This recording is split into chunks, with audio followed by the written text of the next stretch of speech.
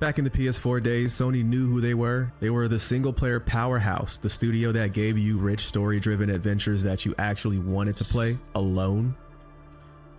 Even Days Gone, I really enjoyed Days. You just got that sense that Sony believed in those types of games. Like, so why do y'all think that is? Why do y'all think it doesn't have many exclusives? Are they not focusing enough attention on the exclusive games? Like, is their attention diverted elsewhere?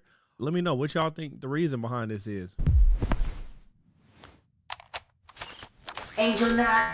Salutations to the nations. What's good, Angel Knots? It's your boy Young Sinai. So today we are going to be watching a video by Grit titled "The PS5 Generation Never Happened." So I'm pretty late hopping on the PS5 train. I ain't gonna hold you. It's been around for a long time, and I literally just got one like a few months ago. I actually got one in rebellion to the prices for the for the Switch too. But yeah, let's go ahead and see what he has to say.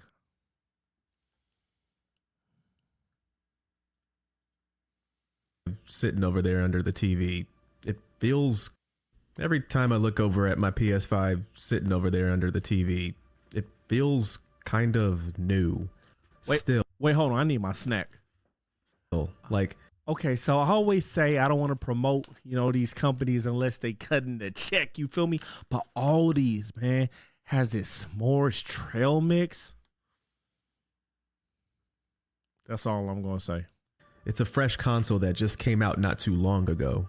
And yet, this thing came out 5 years ago. 5. And that's the part that messes with me. Because it just feels like things have been too quiet with the PS5. Sure, there were some heavy hitters early on, like Demon Souls Remake, Returnal, Ratchet and Clank Rift Apart. Those were some good times. For a minute, I really thought we were about to hit that PS5 era stride. It kinda had that next-gen feeling. But then, almost like someone forgot to flip the switch, it just all kinda slowed down. The momentum evaporated. And I kept waiting for that tidal wave of exclusive PS5 only titles to wash over me, but it never came.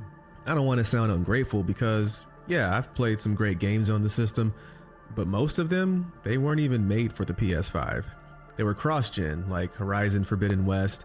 Great game, beautiful even, but I played it on PS5 knowing full well that there was a PS4 version out there, holding it back just a bit. Same for God of War Ragnarok. Amazing experience, don't get me wrong, but it wasn't that seismic leap forward I was craving. It didn't feel like something that could only exist on this generation. And that's literally what kept me from... See, the bad thing about eating these is like, I'm like, do I got chocolate all over my face? That's literally what kept me from upgrading from a PS4 for so long. Because the graphics are so good on that. I mean, come on now. I'm coming from Super Nintendo. You know what I'm saying? So PS4 graphics look really good. Like, my cousin and ChatGPT had to both do tag team convincing me to get a PS5. I'm glad I finally got one. I understand what you're saying, because I'm like, yo, these graphics are already good, and I can get a lot of these games on the PS4. I don't regret my decision. I really enjoyed the PS5, but it took some convincing. And this is where my hesitation about the PS6 really comes from. Not because I don't love tech, not because I'm some curmudgeon clinging to the past. It's because I don't feel like I've lived through the PS5 yet. Like, really soaked it in. There's been no definitive season, no golden age, just this long, hazy... Yeah, like, remember the golden age, like the PS1? Oh, man.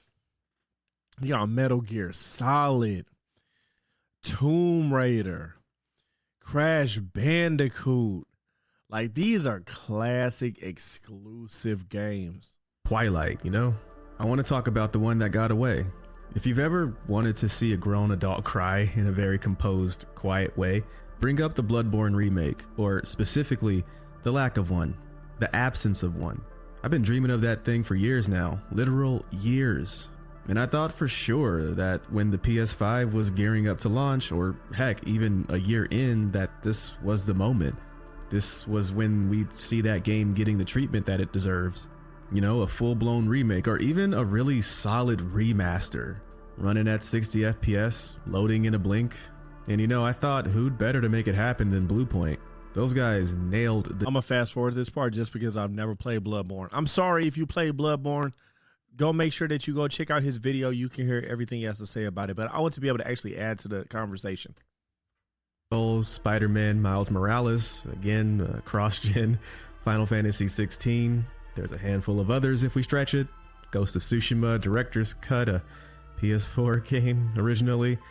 They all also on PS4. The Uncharted Legacy of Thieves collection. It's because Sony don't want to miss out on that PS4 money, because there's a lot of people who got PS4s, but it comes a point where it's like, yo, y'all are just releasing the same game twice. And a few decent indies, and a smattering of third-party releases that ran better on the PS5 than PS4. But doesn't it feel a bit thin for 5 years? I mean, in total game count, I'm talking about signature moments, things that define a generation. PS2 had GTA 3, Metal Gear Solid 2, Shadow of the Colossus. Shoot, even like I said, PS1. 3 had Uncharted 2, The Last of Us, Little Big Planet. PS4 had Bloodborne, God of War, Horizon Zero Dawn. What's the game that defines the PS5? I'm still waiting on that, if you ask me. If I think really hard about it, maybe Demon's Souls remake. For me personally, maybe even Returnal. Returnal is a tremendous game, just phenomenal I can't think of one. my opinion, and I can't wait. Oh, that one game. What's the Astrobot? I've never played it, but I know that that's for PS5 only, right? And people love that game. For that spiritual successor for it to come out. I think it's called Saros or Saros. I'm not pronouncing that right, but you know what I'm talking about. And it's not just about how many exclusives we got, it's the spacing Yeah, Astrobot. It's PS5 exclusive. of them. I think that's what's really bothering me, because we do have a decent amount of games on the PS5 that are exclusive to it, but it's just the spacing of it, how long they take to come out. The console launched with a bit of heat and then entered this weird drought. Even now, 5 years in, the release schedule feels light. I just think that Sony is going through a bit of an identity crisis. Back in the PS4 days, Sony knew who they were, They were the single-player powerhouse, the studio that gave you rich story-driven adventures that you actually wanted to play alone. You didn't need a buddy, you didn't need a ping system or a battle pass, you just needed a controller, a couch, and a few solid hours to lose yourself in something incredible. Horizon Zero Dawn, God of War, Ghost of Tsushima, Bloodborne, even Days Gone. I really enjoyed Days Gone. Say what you will about it, but that game had ambition. I think it swung for the fences, and you just got that sense that Sony believed in those types of games. So why do y'all think that is? Why do y'all think it doesn't have many exclusives? Are they not focusing enough attention on the exclusive games? Like, is their attention diverted elsewhere? Are they mostly focusing on live service games? I know that that's definitely a thing. Let me know what y'all think the reason behind this is. Yeah, this is our thing. This is what we do best. And then something shifted, man. Something along the way, maybe it was the pressure from investors or the growing success of Fortnite, probably, most definitely the growing success of Fortnite. And, someone probably just getting a little too excited about recurring revenue charts. Sony decided that they wanted to chase live service hard. That's what I said. Too. Like, not dabble in it, not experiment with it, but full on pivot to it. Suddenly, they just weren't supporting a few multiplayer projects here and there. They were talking about launching 12 live service games. 12? Bro, that's not exploring new territory. That's a full-blown invasion. And look, I'm not anti-live service. There's room in the industry for all kinds of experiences. The problem isn't that Sony is trying something new. The problem is what they're sacrificing in order to do it. Studios that were built around strong single-player storytelling games being reassigned and repositioned to live service games, dude. Those time and those resources that could have gone into making the next big solo adventure spent on multiplayer maps, seasonal cosmetics, and back-end infrastructure for online services that might not even survive. Did y'all hear my Alexa? Did it say something? A year post launch. I don't think it's just about the games they're making. I think it's about the values that they're shifting away from. If you ask me, that's why the PS5 feels like it's lacking a soul. But don't get me wrong, they would be fools not to chase some of that live service type of stuff. You just can't deny, like, when you look at how much money Fortnite is making every single day, if you're a business, you're going to want some of that too. But it shouldn't be at the cost of sacrificing some of your best single player developers. Because you can't get that time, that focus, and that energy back. You know, once it's gone, it's gone. Let me go back to Blue Point for a second, because honestly, I'm still salty about it. Blue Point was in such a unique position I don't know what that is. after the community team building bold and beloved. And this is no disrespect to this creator. It's just, I want to be able to actually try to contribute to the conversation with things that I actually know what he's talking about. To breathe, maybe. Let's move on to another topic. One of the things that used to make PlayStation was how it set the tone for gaming. It didn't seem like it was reacting to what was hot. It was leading the conversation. It was saying, hey, check this out, and the rest of the industry would follow. But it's been the other way around lately. Live service is the perfect example of that. Instead of doubling down on what made them, Sony's been. And see, that's why Nintendo has an advantage over a lot of these companies. Nintendo, they do their thing. They don't really focus too much on what other companies do, to a certain extent. Like, that's why they have the gall to come out with a $90 potential game like Mario Kart, because they're like, yo, we're doing something different. We're Nintendo, and that's all there is to it. You know, like Xbox and PlayStation these days don't really seem like they have their own identity. PlayStation definitely more so. Absolutely. Because like you're showing, like, you know, they have God of War and stuff like that. But when I think about Xbox and PlayStation, I just think, okay, I'm going to get very high quality games like that look very photorealistic. But when I think about Nintendo, I think, okay, I'm going to get a very unique, fun experience. Not to say that PlayStation games aren't fun, but y'all know what I'm saying. Chasing the same trends as everyone else: multiplayer shooters, hero-based PvP, persistent online worlds. And, you know, like I said earlier, I understand it. I get that temptation, but I hate it. I just do. You saw what happened to Concord. You see what's going on with Marathon. I mean, Marathon is still in alpha, but yeah, that's not looking too good. I'm just sick of it. Is Marathon really that bad? I haven't played it. I'm not into a lot of these free to play blah blah blah blah blah games. I'm sick of this live service push. And it's just that Sony has a gold mine with single player games. You know how they keep remastering and remastering the remasters of their current games? Tomb Raider. Dude, they could pull back from the PS1, the PS2, the PS3 generation. Give me a remastered Metal Gear Solid, please.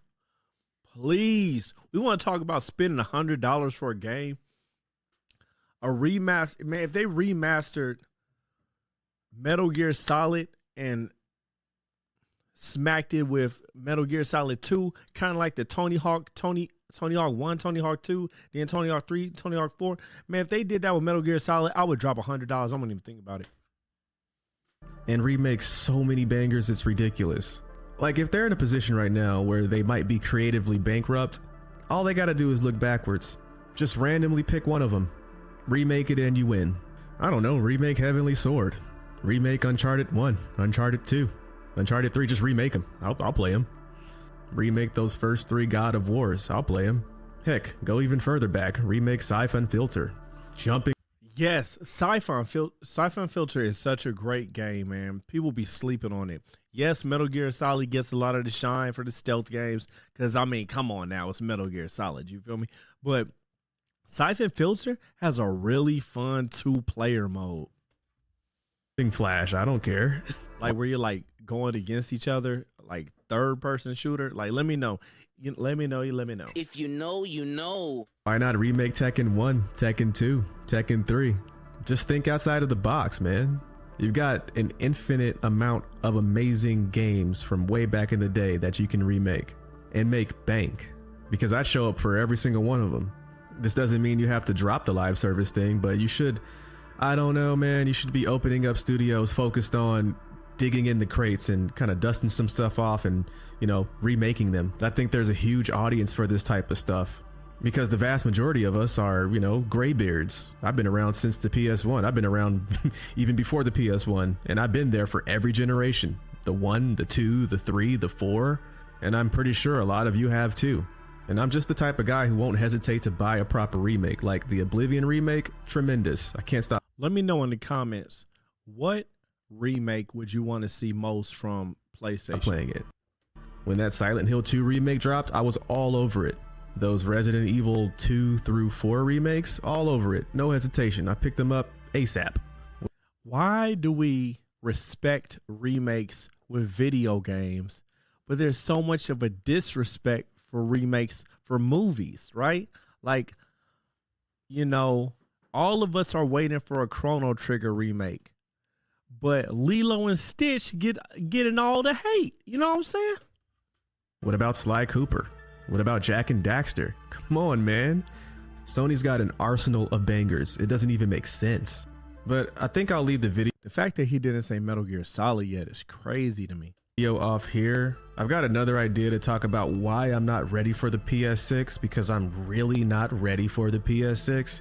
There's been talks of it potentially coming out like around 2027, and that doesn't make me happy at all. This is the first console generation where I am completely and absolutely not ready for the next one. There is too much unfinished business with this PS5 to even be thinking about a PS6, in my opinion. Yeah, that's facts. COVID definitely had something to do with it. I think we're in this strange time warp. I don't know, time is just weird and it doesn't make sense anymore. But anyways, I think we've got some serious unfinished business with the PS5 to even think about a PS6 right now. And I think I'm going to reserve this thought for another video. For now, though, Yeah, it definitely seems like it's a lot of untapped potential. But let me know, what do you guys think? Do you think that the PS5, okay, it's time to get that thing out of here? You know, that's last week's news. Do you think that PS6 is too soon to come? Let me know. What are your thoughts? Like I said, I just recently got a PS5.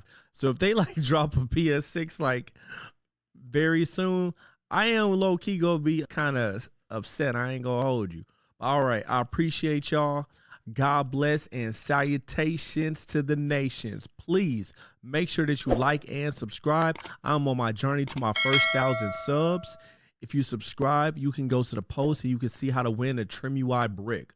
All right, y'all. Appreciate y'all. God bless. Angel Knock.